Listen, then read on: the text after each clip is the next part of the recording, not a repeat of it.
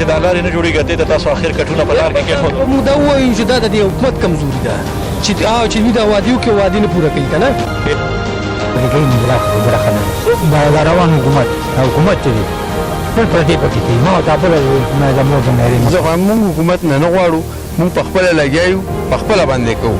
حکومت ته مو پرېښودی نو هغوی به کړو، خو هغوی نه کوي، موږ لګیا یو په خپله باندې کوو. بس دا نور هغوی ته سټارټ دا خبره چې نه غواړو، بس هغوی هېڅ نه غواړو، دا روډ ته خپل نه غواړو، دا نه غواړو. دا زموږ وس ته چې انشاءالله په هفته کې به دا کمپلیټ وي او موږ په اپنی مدد اپ باندې کوو دا کمپلیټ وي که خیر. بس ښه کار کوي او لاره جوړول خو ډېر د ثواب کار دی او په دې باندې ډېر غټ اجر ملاویږي. الله دې له دې اجر ورکړي او ښه خبره ده.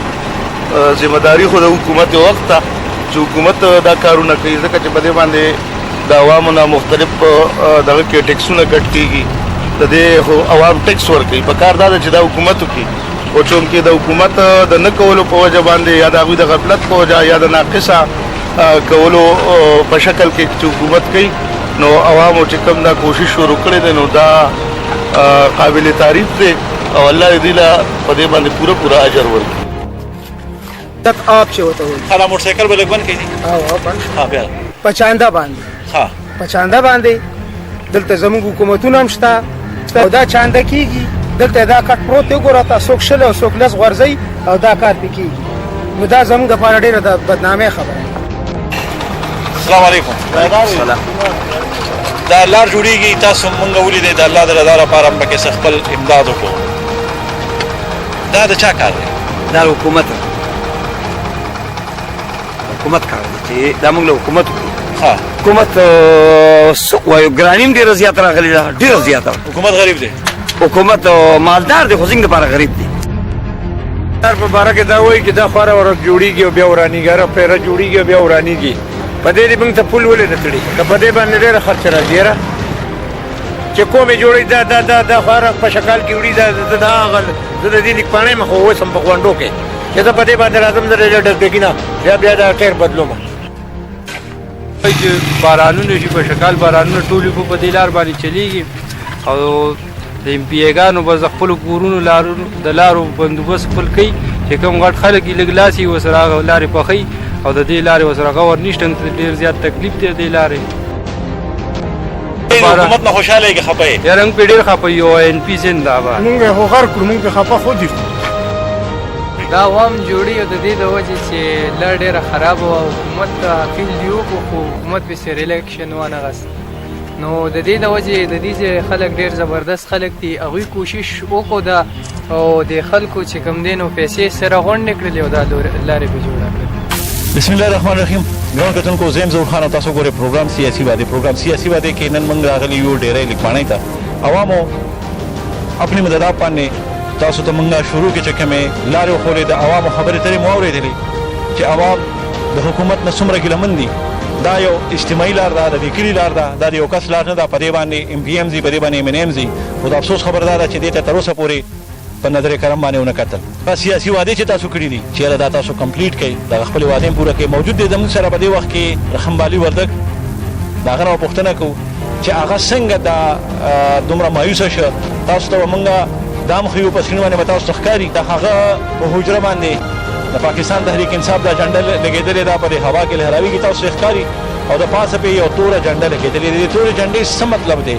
ولې دوی مجبوره شو چې د پاکستان تحریک انصاف د پاسه یې توره جنډه لګولې ده؟ السلام علیکم. وعلیکم السلام. بخیر علیجي. تاسو د ټیم زه ډېره شکریا ادا کوم چې تاسو زمونږ د غریب کلي ته راللی. نو زه ستاسو د ډېرو کومې نه شکریا ادا کوم. موږ ولیدل د عوامو نه خبرې ترې وکړلې، د موجوده حکومت نه ډېرې ګیلې وکړلې. اوله دا ووایه چې ستاسو خپله تعلق د کومې پارټۍ سره دی؟ زما تعلق چې کوم دی جنو د تحریک انصاف سره دی او صرف د عمران خان سره دی. په دې وجه باندې چې دا 3 کاله وشو او زه په دې پارټۍ کې خپلې لګوم او منډې پکې ووم، لیکن زما د کلي عوام له اوسه پورې نه یو کار وشو او نه کېږي. زه ډېر مجبور شوم، نو ما توره جنډه وخېجوله چې یاره بهی اخیر دا ولې ما سره ولې دا زیاتې کېږي. نو ماره جنډې د پاسه توره جنډه وخېجوله او دا په پیک 48 کې لمبه جنډه چې ما وخېجوله په پیک 48 کې ټول خلک خپه دي خو څوک غږ نه کوي اوس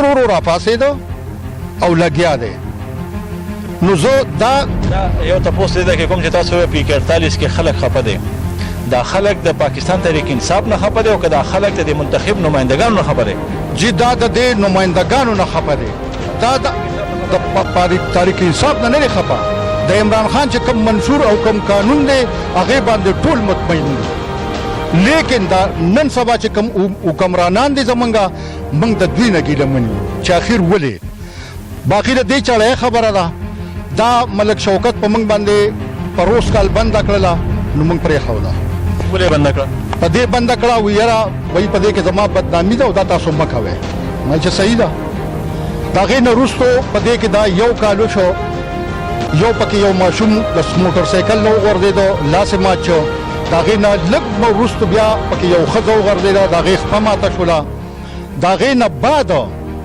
من دا سلام وکړه چې به دا چړې په خپل جوړول غواړي سره د دې چې ما دوه پیری راوسته دی غټي اجرې ته لپاره او ما سره خیلانونه موکړلو او سره ابد ټیکدارم شته تاسو خپې جنې چې اغم دل تراغه په داسې غرمه کې راغلی چې دا ټول مرګري د منځ سره انجینیر مو ور سره مشر مو دا ټول او من دا کچکړم دا اگر جنازګالار هم کچکړی دا ټول ما کچکړی دي نو من لا هیڅ نه کیږي من وای اخر ولې من څه ګناه کړی دا تقریبا تاسو به په خپل وسوم ګوره خدا کا سلک کمی کړي دا 100 کیلومتر برابرېږي د دې علاوه تاسو مخکې هغه ځای کې سوشل میډیا باندې تشکیل نو کړو صاحب په دې کې کې تاسو کار کړی هم تاسو په چنده باندې کړی هغه من ټول په چنده کړی دي لري هغه له موږ د تمام بل رسول الله بیا چې پکې تیرم تاسو باندې یو خبر باندې رسیدلو چې تاسو پوری مخالف پارټي چې نه هغه خان رښتیا یرا تر ته وې بنو